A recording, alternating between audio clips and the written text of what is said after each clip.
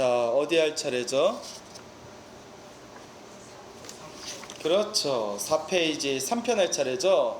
자, 4페이지 3편 어떻게 집에서 한번 읽어보고 왔습니까? 그래요. 웃으면 단가요? 또 웃음으로 얼렁뚱땅 넘기시는 우리 또 순수하신 불자님들, 예, 여러분들이 세상에서 가장 아름다운 존재입니다.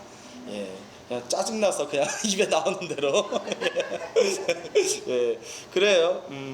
그래, 여기 와서 같이 공부하시면 되죠. 그렇죠. 자, 이와 같이 들었다 나옵니까? 이와 같이 들었다. 어느 때 부처님께서는 사위고 기수국 고도건에 계셨다라고 나오죠. 자, 그때 세존께서 모든 비구들에게 말씀하셨다. 자, 몇 가지 인연이 있어야? 그렇죠. 세 가지 인연이 있어야 시기 태를 받게 된다라고 돼 있죠. 자, 여러분, 우리가 공부하고 있는 이 책이 아함경 무슨 품이라고 했죠? 무슨 품? 그렇죠. 아함경 삼보품이라고 했습니다. 맞습니까? 자, 아함경 삼보품. 자, 아함경 삼보품. 자, 첫 번째, 우리가 이 삼보품의 첫 번째 나오던 세 가지 보배가 바로 무엇이었죠? 불법승 삼보였습니다. 맞습니까? 자, 첫 번째는 불법승 삼보였고, 두 번째는 무엇에 대해서 나왔죠? 복이 되는 업 세 가지 복이 되는 업에 대해서 배웠죠. 기억납니까? 이렇게 여러분, 우리 공부한 지 얼마나 됐다고 고개 갸웃갸웃거리는 분들이 계세요. 이거는 여러분들이 얼마나 전생에 공부를 안 했으면 이번 생까지 이번 생에 불교 공부를 하는데 이게 뭔가 머릿속에 쏙쏙 안 들어오는 것은 여러분, 우리가 업장이 두꺼워서 그렇습니다. 그렇죠? 기도를 많이 하셔야 돼요. 자, 첫 번째 1편에서는 불법승 삼보에 대해서 공부했고, 맞죠? 2편에서는 세 가지 복이 되는 업, 그래서 보시, 평등, 사유에 대해서 공부했습니다. 맞죠?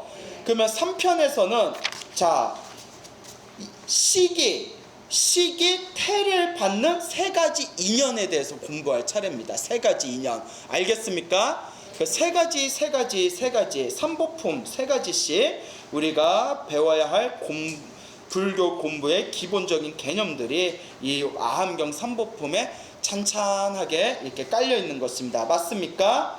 자, 시기 태를 받게 된다. 이게 무슨 뜻이에요? 한마디로 태가 뭐예요? 태. 자궁을 뜻하는 거잖아요, 여러분들. 그렇죠? 자, 자궁을 뜻하는 거고, 시기 태를 받게 된다는 것은 식은 누구를 뜻하는 것이겠어요? 새로운 생명의 의식을 뜻하는 거잖아요. 그러니까 새로운 생명이 어머님의 자궁에서 아이로 태어난다라는 것을 표현하고 있는 것이죠. 그렇죠?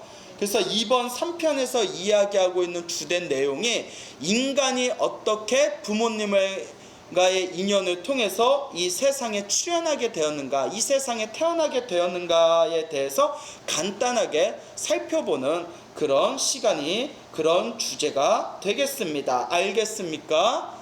자, 그래요. 그러면 여러분들, 자, 식, 태, 동그라미 쳐보세요. 자, 식에 동그라미 쳤습니까? 태에 동그라미 쳤습니까? 자, 그 다음에 밑에다 한 글자 더 적어 놓으세요. 부모님 할 때 부모. 여러분 다 부모님 계시죠? 예, 그래요. 부모님. 그래서 자, 일단 뒤에 가면 우리가 어떠한 중생이 사람의 몸을 갖추고 부모님 밑에서 새로운 생명으로서 이 세상에 태어나게 되는 세 가지 인연이 뒷부분에 가면 명쾌하게 결론이 내려져 있어요. 뒷부분에 가면. 그런데 지금 그 뒷부분의 결론에 가기 전에 이렇게 중간 이 글을 읽으면서 딱 이 세 가지만 생각하면서 글을 읽어 나가시면 됩니다. 그 세 가지가 뭘까요? 첫째가 식, 둘째가 태, 셋째가 부모가 되겠습니다. 알겠습니까? 예, 자, 그러면 여러분들 저를 한번 보시겠어요? 자, 식이라는 게 무엇인고 하니, 식. 자, 여러분, 우리 중생이 지금까지 끊임없이 태어나고 죽는 것을 끊임없이 반복합니다. 맞습니까? 그래서 불교에서는 우리가 이렇게 태어나고 죽으면서 끊임없이 이 세상에 태어나고 죽음을 반복하는 것을 우리가 두 글자로 뭐라고 부른다고 했어요? 그렇죠. 윤회라고 부른다고 했습니다. 수레바퀴, 바퀴룬, 돌회, 바퀴와 같이 끊임없이 돌고 돌면서 태어나고 죽는 것을 반복한다는 뜻입니다. 그렇죠. 근데 불교에서는 육도윤회가 있다고 했어요. 무슨 윤회? 육도윤회. 윤회, 태어나고 죽는 것을 반복하면서 몇 가지 세계가 펼쳐진다. 6가지의 세계가 펼쳐진대요. 그 6가지 세계가 무엇인고 하니 여러분들 다 아시겠지만 다시 한번 정리해 드릴게요. 아주 간단하게. 첫째가 지옥. 뭐라고요? 지옥. 아주 숭악한 사람들이 태어나는 고통의 세계가 무엇입니까? 지옥입니다. 자, 두 번째가 무엇인고 하니 악귀. 따라해보세요. 악귀.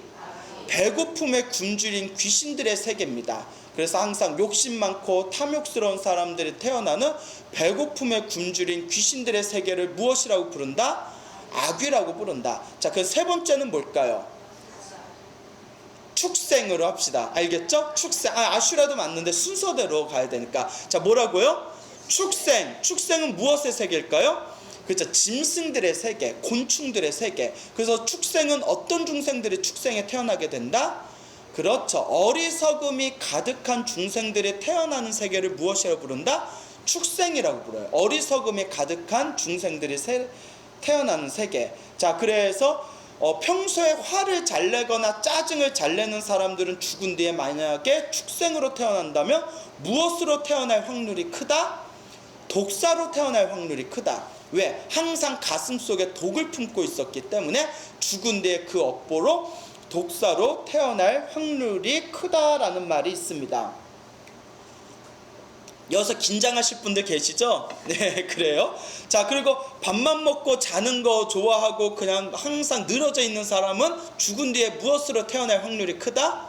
그렇죠. 소로 태어날 확률이 크다. 소돼지로 태어날 확률이 크다라는 그런 얘기가 있습니다. 자, 그리고 여기 가서 쓸데없는 얘기하고 저기 가서 쓸데없는 얘기하고 5만 가지 쓸데없는 얘기를 하면서 말로 구업을 많이 짓는 사람은 다음 생에 무엇으로 태어날 확률이 크다? 예, 앵무새나 꾀꼬리로 태어날 확률이 크답니다. 입으로 항상 그러한 업들을 지은 사람은. 왜? 찔리는 분 계십니까? 예, 그래요. 그래서 쓸데없는 얘기를 많이 하지 않는 그것도 또 악업을 줄이는 방법이 됩니다. 자, 이와 같이 어리석음으로 중생들이 오랫동안 살아가게 되었을 때 그번 생에, 그 생의 어리석음의 힘이 강하면 다음 생에 축생계에 태어날 확률이 크다. 자, 그래서 지옥, 악귀, 축생, 이 세 가지를 무엇이라고 부른다? 따라해보세요. 사막도. 예, 사막도라고 부릅니다. 아시겠죠? 자, 그래서 우리 중생들이 살아가면서 이번 생에 지옥이나 악귀나 축생 같은 사막도에 떨어지지 않은 것만 해도 우리가 전생에 선업을 지었구나. 이번 생에 우리가 사막도에 떨어지지 않고 사람의 몸으로 태어나서 불법을 만난 것만으로도 우리가 전생에 성근이 있었던 것이구나 라는 것을 여러분들이 마음으로 깊이 헤아리시고 느끼셔야 됩니다. 알겠습니까? 자, 그래요. 자, 그 다음에는 어떤 세계가 있을까요? 아슈라의 세계가 있습니다. 아슈라는, 자, 여러분, 아슈라에 대해서 우리가 살펴볼 때 크게 두 가지 입장에서 살펴봐야 됩니다. 자, 아슈라는, 자, 여러분, 고급 아슈라가 있고요, 저급 아슈라가 있습니다. 무슨 아슈라가 있다고요? 고급 아슈라, 그 다음에 저급 아슈라. 그러니까 질이 좋은 아슈라가 있고 질 나쁜 아슈라가 있어요. 자, 고급 아슈라는 무엇인고 하니 복을 짓긴 지었는데 전생에 싸우기를 좋아하거나 질투심이 강하거나 시기심이 강할 때 무엇으로 태어날 확률이 크다? 아슈라에 태어날 확률이 크답니다. 자, 그런데 이 아슈라가 전생에 복을 지어놓은 힘이 있었기 때문에 천신은 천신인데 완전한 천신이 아니라 반신이라고 부릅니다. 뭐라고 부른다? 반신이라고 부릅니다. 반신. 반만 천신이다. 그래서 반신을 무슨 아슈라라고 부른다? 고급 아슈라라고 부릅니다. 무슨 아슈라? 고급 아슈라. 반신. 천신이 아니라 반신입니다. 반신. 그래서 전생에 복은 지어놨으나 질투심이나 시기심이 강하거나 싸우기를, 승부에서 이기기를 좋아할 경우에 지어놓은 복의 힘에 의해서 고급 아슈라가 되었으나 그 싸우기를 좋아하는 그 마음 때문에 천신계에는 못 들어가고 반만신인 아슈라계에 들어간다라고 이렇게 여러분들이 해석하시면 되겠습니다. 알겠죠? 자, 그러면 저급 아슈라는 뭐냐면 저급 아슈라는 지어놓은 복도 별로 없으면서 싸우기를 좋아하고 질투시게 하기를 좋아하면 무슨 아슈라로 떨어지게 된다? 저급 아슈라로 떨어지게 된다. 그러니까 고급 아슈라와 저급 아슈라의 공통점은 질투나 시기나 싸워서 이기기를 좋아하는 마음이에요. 알겠죠? 그런데 고급 아슈라로 태어나느냐 저급 아슈라로 태어나냐의 차이는 뭐가 있고 없고의 차이다?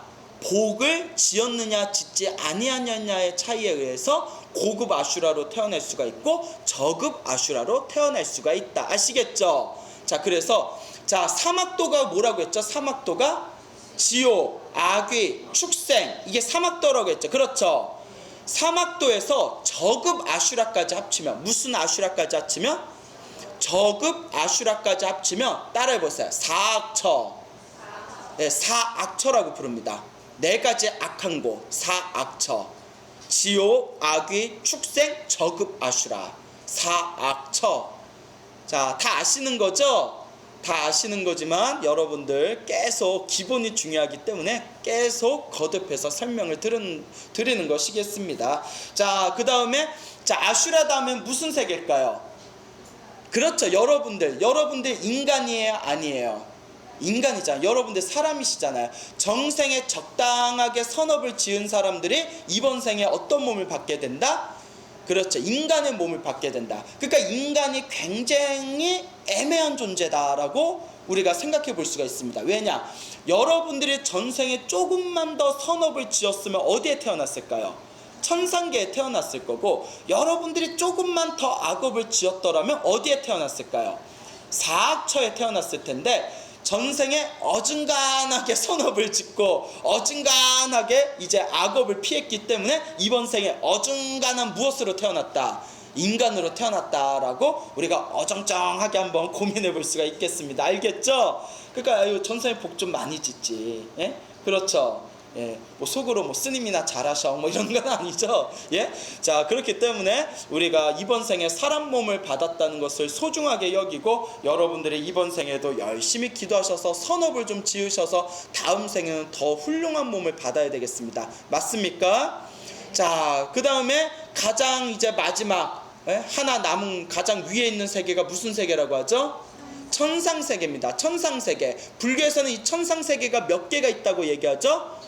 그렇죠. 28개. 남방불교에서는 26개, 북방불교에서는 28개. 근데 우리 한국은 북방불교니까 28개다, 이렇게 28천이다 얘기하면 되겠어요. 그렇죠?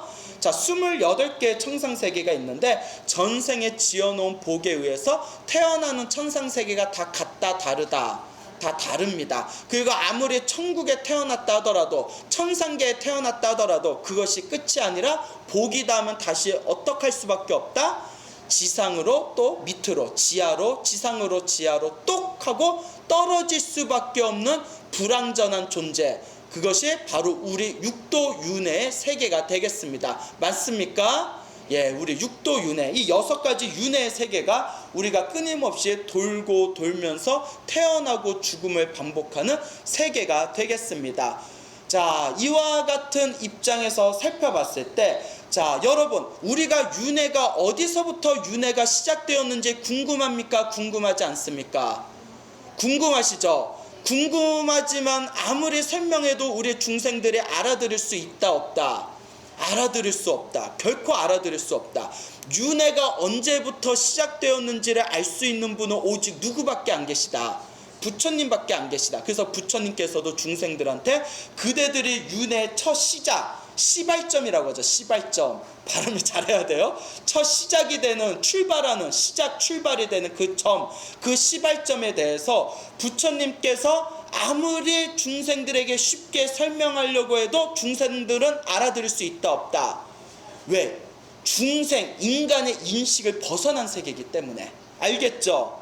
예? 그렇기 때문에 부처님께서 윤회가 어떻게 시작되었는지를 궁금해하지 말고 그대들이 빨리 해탈과 윤회에서 벗어나게 되면, 해탈을 하고 윤회에서 벗어나는 열반을 얻게 되면 어떻게 윤회가 시작되었는지를 저절로 알 수 있게 되니까 그런 것에 집착하지 말고 오로지 수행해라 라고 부처님께서 말씀하셨던 겁니다. 알겠죠? 자, 그러면 언제부터인지는 알 수 없지만 시작 없는, 자, 우리 불교에서는 무시이래라고 표현합니다. 무시하니까 여러분 생각나는 게 뭐예요? 주간반에서 나훈아의 무시로 했더니 비웃더라고요. 그래요?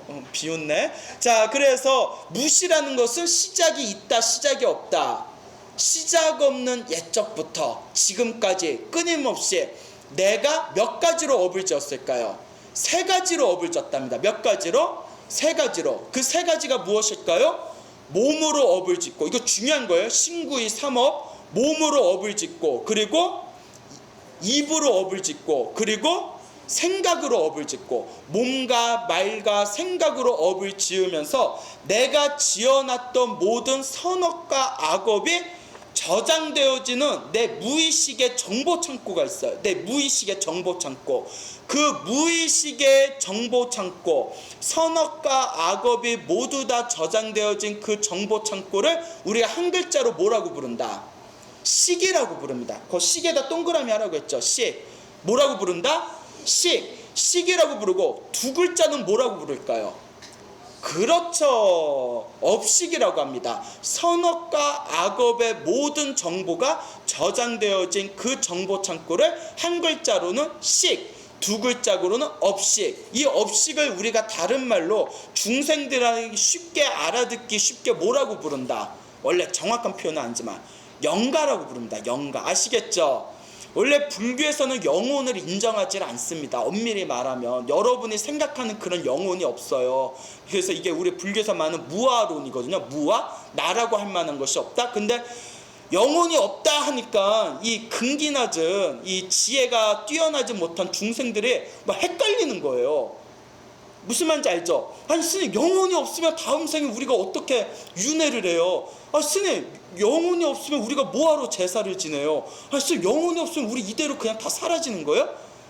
그래서 무아론에, 무아윤회, 나라고 할 만한, 영혼이라고 할 만한 것이 없이 내가 지은 업의 에너지에 의해서 윤회가 펼쳐진다라는 것을 설명해 주니까 중생들이 잘 알아들어요, 못 알아들어요?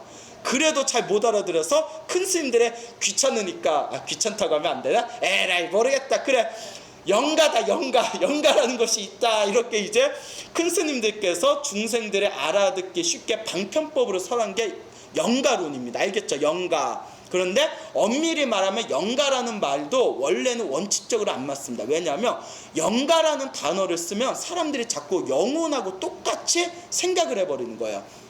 그래서 영가라는 말도 안 맞지만, 이 영가라는 말의 원래 진정한 의미는 나라고 할 만한 무언가 고정된 실체가 있는 게 아니라 내가 지어놓은 업의 에너지에 의해서 윤회 세계가 펼쳐지고, 새로운 윤회 세계에서 내가 내 몸을 받았을 때 내가 내 몸을 나라고 착각하면서 살아가는 게 바로 우리 육도 윤회의 거대한 세계관이 되겠습니다. 무슨 말인지 알겠습니까?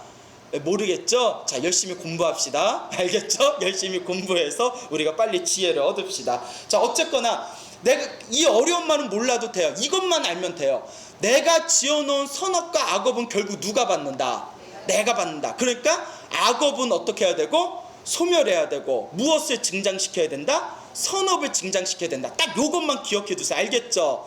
그리고 선업에 여러분의 지혜의 힘이 강해지면 나중에 그때 그 스님이 얘기한 그 무아가 뭐고, 무아윤회론이 뭐고, 뭐 공사상이 뭐고, 불성사상이 뭐구나라는 게 저절로 가슴에서 툭 하고 터질 때가 있습니다. 아직 이해가 안 되는 거는 우리가 좀 기분 나쁘겠지만 아직 우리 업장이 두꺼워서 그래요.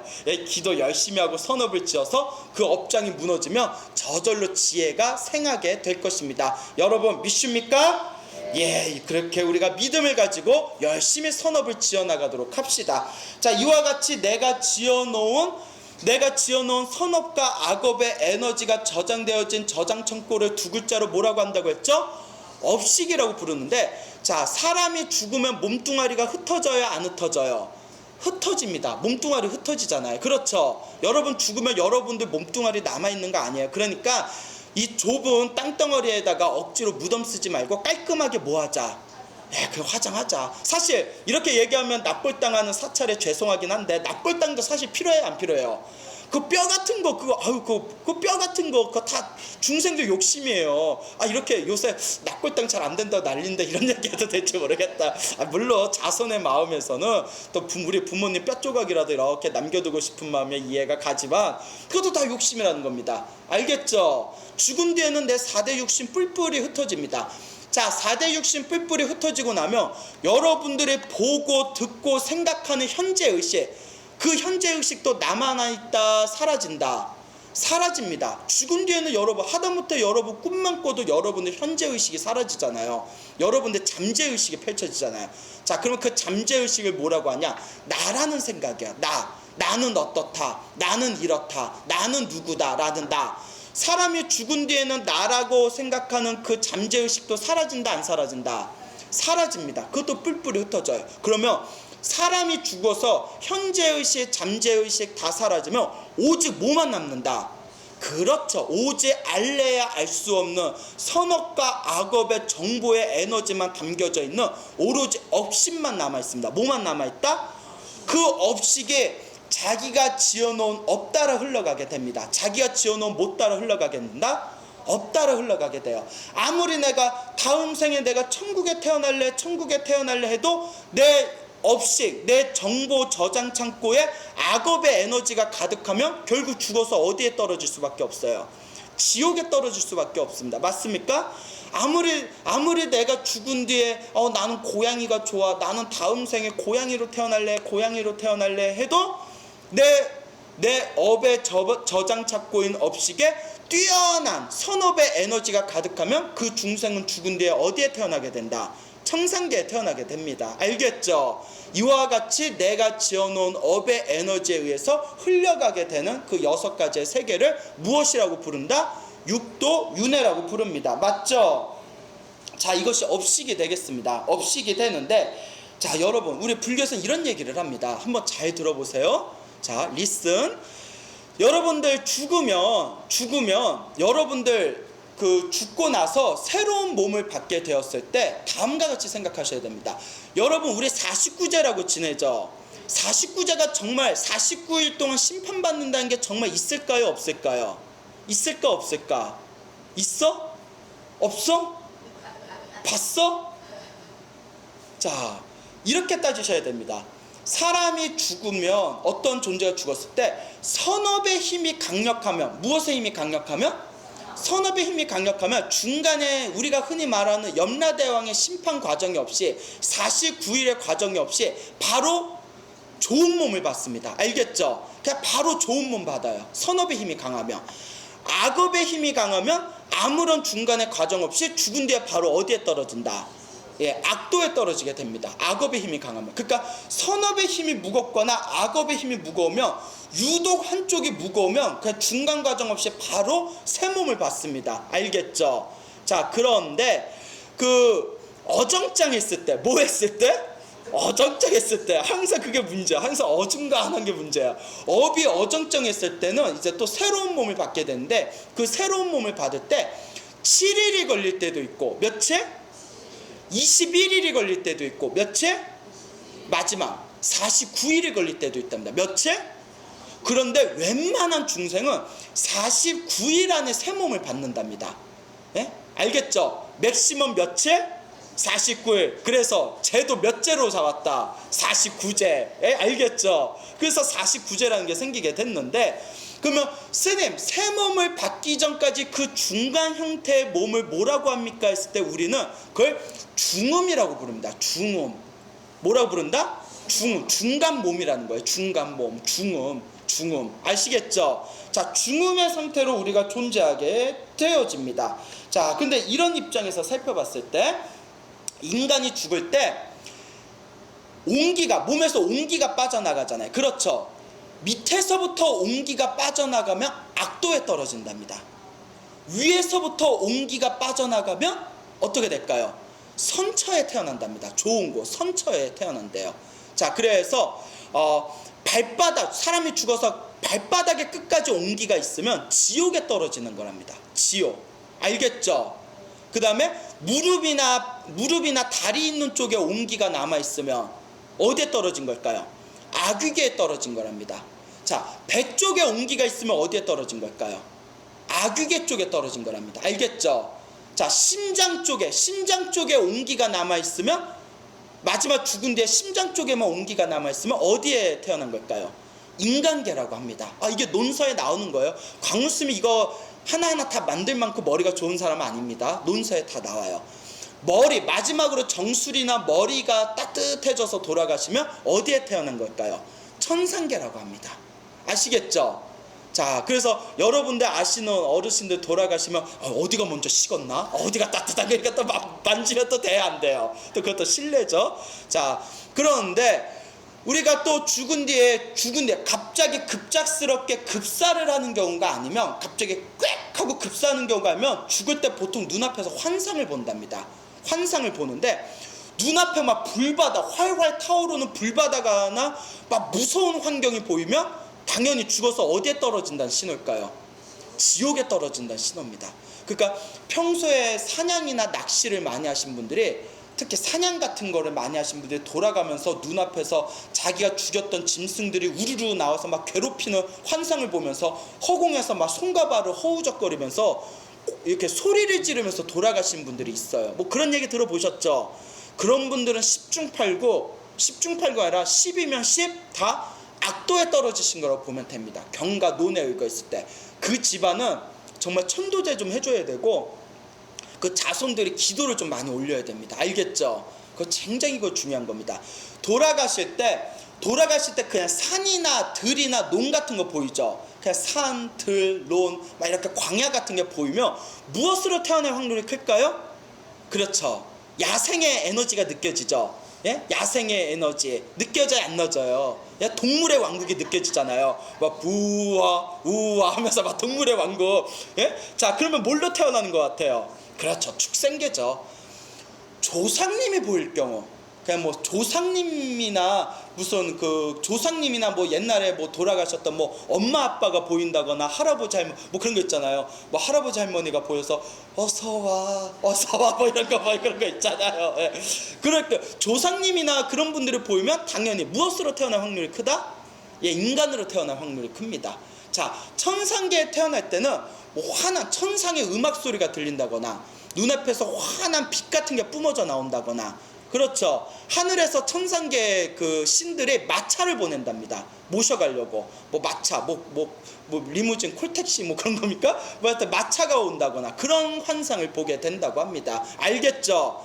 자, 그런데 선생님, 그러면 죽으면서 무슨 생각, 어떤 생각을 하면서 죽어야 되는지 그게 정말 중요하겠네요. 중요해요, 안 중요해요? 중요하죠. 자, 좋은 생각이다, 나쁜 생각이다, 좋은 환상이다, 나쁜 환상이다, 그 모든 것을 다 평정시킬 수 있는 죽으면서 가장 확실한 좋은 방법이 있습니다. 그게 뭘까요? 염불해라. 딱 염불하면서 죽을 수만 있다면. 여러분 생각해 보세요. 우리 아미타경이나 무량수경이나 보면 누구든지 죽기 전에 나무 아미타 부처님 10번만 부르며 어떤 중생이라도 내가 극락세계 데려가겠다. 그거 보면 우리가 이제 무슨 생각을 하냐면 다 그런 생각 해본 적 있을 거예요. 아이고, 이 세상에 극락 못 갈 사람 하나 없겠네. 에? 에이, 너무 쉬우니까 사람들이 오히려 믿질 않아요. 너무 쉬우니까. 생각해보세요. 내가 이제 죽을 때가 됐을 때 지금 몇 분이죠? 내가 죽어 3분 남았나? 2분? 그래. 자, 나 이제 아미타불 10번 부른다? 이제 숨이 막 넘어갈 거예요. 꼭꼭꼭꼭 넘어갈 때 남아미타불 딱 10번 불렀어요. 그러면 죽은 뒤에 어디 태어나요? 극락세계 태어난다. 여러분 믿어요, 안 믿어요? 믿어요? 그게 믿어요? 대단. 나도 그거 믿음 생기는데 나도 한동안 시간이 걸렸는데 너무 쉬워서 대단하다. 극락세계 가시겠네. 네? 자, 근데 큰 스님들이 이렇게 얘기했습니다. 야, 이 어리석은 여사가, 전 하신 얘기죠. 죽기 전에 10번 염불하는 게 너 그렇게 쉬울 것 같냐? 이러시더라고요. 숨 넘어가는데 염불 10번 하는 게 그렇게 쉽겠냐고. 그렇지 않습니까? 숨 넘어가면 온몸에 4대 육신이 흩어지고 아무 정신이 없는데 내가 죽는다. 자 이제 10번 불러야지. 자 카운트다운. 뭐 나무아미타불 1번, 나무아미타불 2번. 이게 그게 쉬운 게 아니라는 거예요. 죽기 전에 나무아미타불 10번을 제대로 하려면 딱 2가지밖에 없답니다. 옛날 큰 스님들도 이 문제에 대해서 많은 고민을 하셨나 봐요.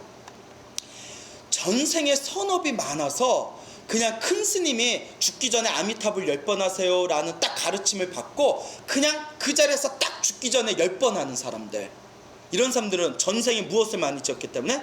그렇죠, 수행을 많이 했기 때문에. 그리고 마지막 한 번은 평소에 살아있을 때 연부를 많이 해서 죽기 전에 연부를 여법하게 10번을 하고 갈 수 있는 경우. 자, 여러분들은 이 2가지 중에 어느 쪽일 것 같아요?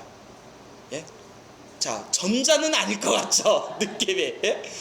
스님 나 전생에 선업을 많이 지어서 이번 생에 죽기 전에 내가 10번 딱 부르고 갈 수 있어요 라는 자만심이 가득한 불자분들, 그러다 한 방에 훅 갑니다. 예? 그러다 한 방에 훅 가요. 자, 그러니까 죽기 전에 연불하면서 죽는 것이 최상의 행복이라고 했을 때, 다음 생에 좋은 몸 받을 수 있는 최고의 방편법이라고 했을 때, 죽기 전에 연불하고 죽으려면 살아생전에 무엇을 많이 해야 된다?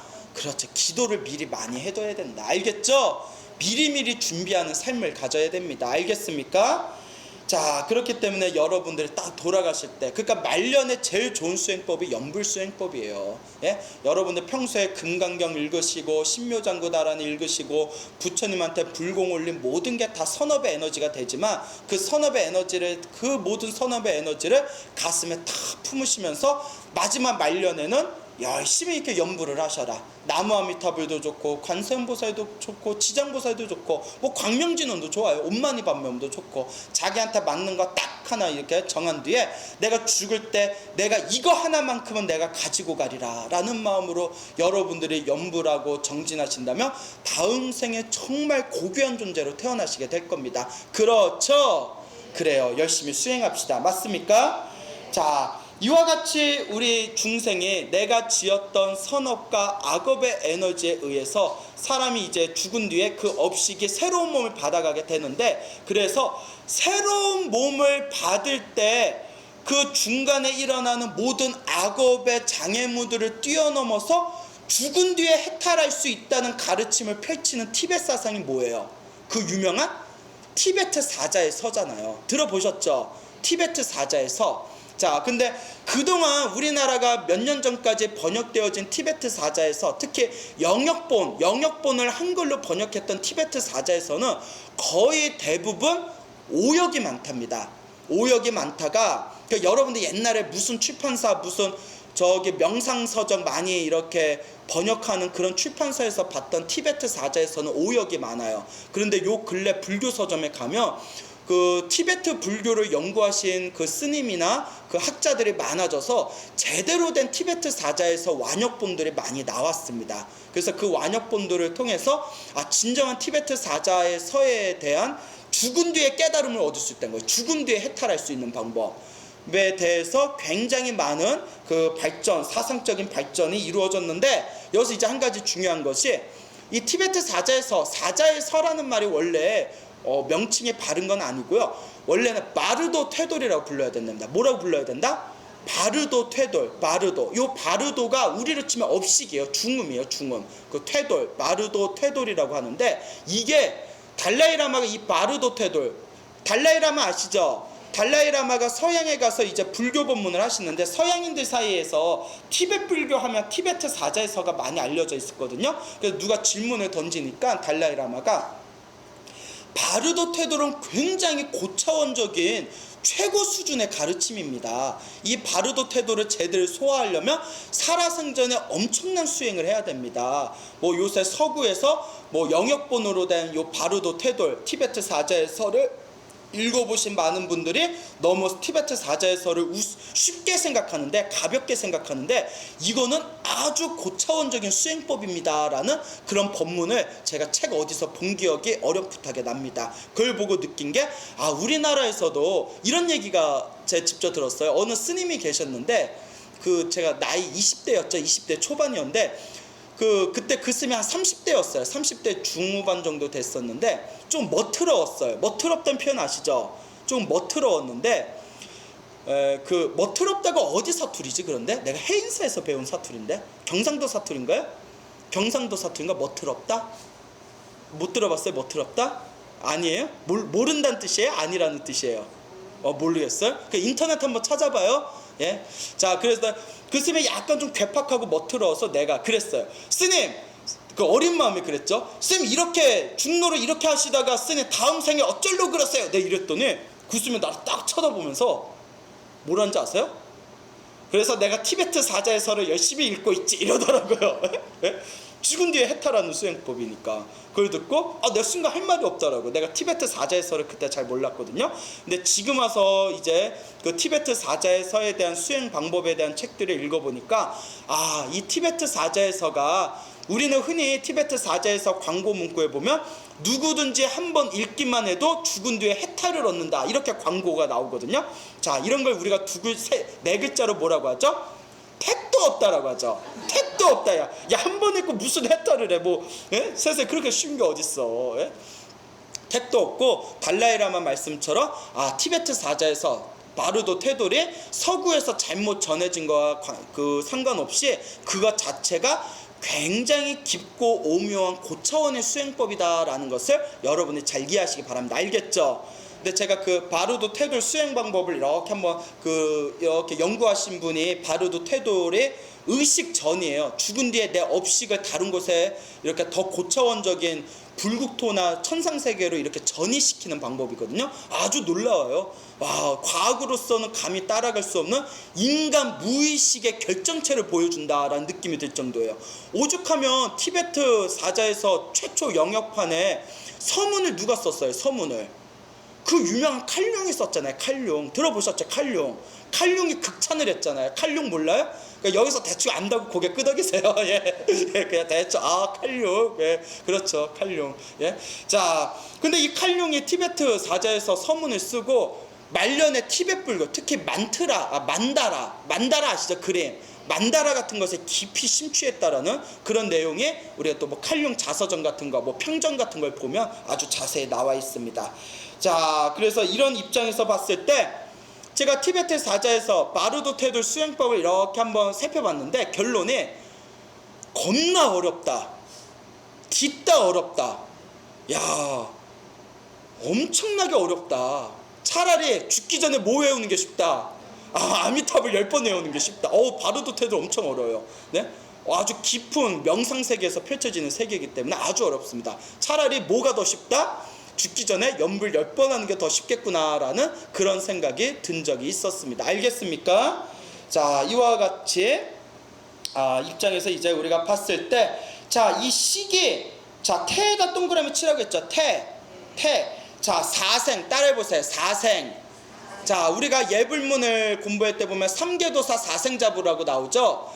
내가 지어놓은 이 선악과 악업의 정보와 에너지를 담고 있는 이 업식이 다음 생에 위로는 천상에서 밑으로는 지옥까지 6개의 세계에 태어나게 되는데 어떤 생물의 모습으로, 어떤 생명의 형태의 모습으로 태어나냐는 것을 4가지 사생으로서 분류를 했습니다. 자, 사생의 첫 번째가 뭘까요?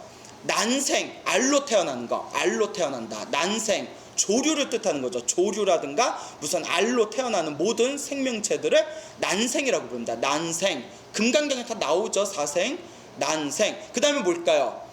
예? 그렇죠. 태생, 우리가 동그라미 친 태생. 태생은 무슨 류죠?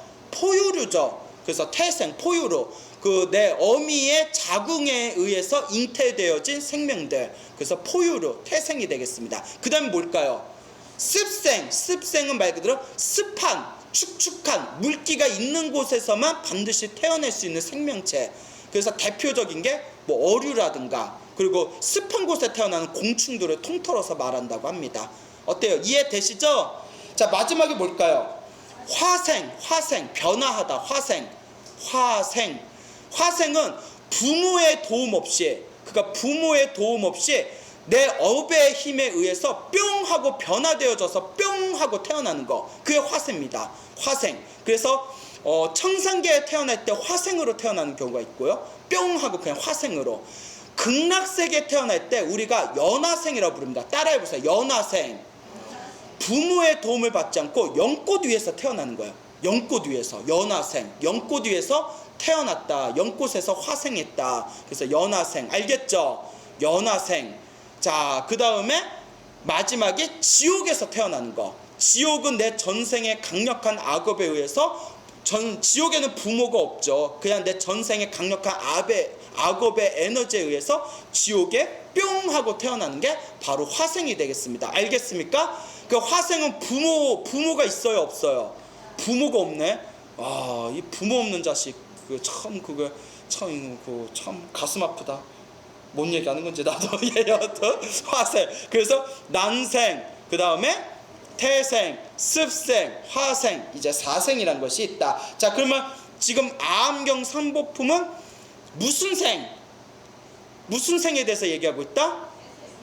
태생에 대해서 얘기하고 있다. 자, 근데 태생 중에서도 누구를 중점으로 해서 얘기하고 있다? 인간을 중점으로 해서 업식이 어떻게 부모님을 만나서 태생으로서 이 세상에 출현하게 되었는가에 대해서 간략하게 살펴보는 그런 내용이 되겠습니다. 알겠습니까? 자, 10분간 휴식이요.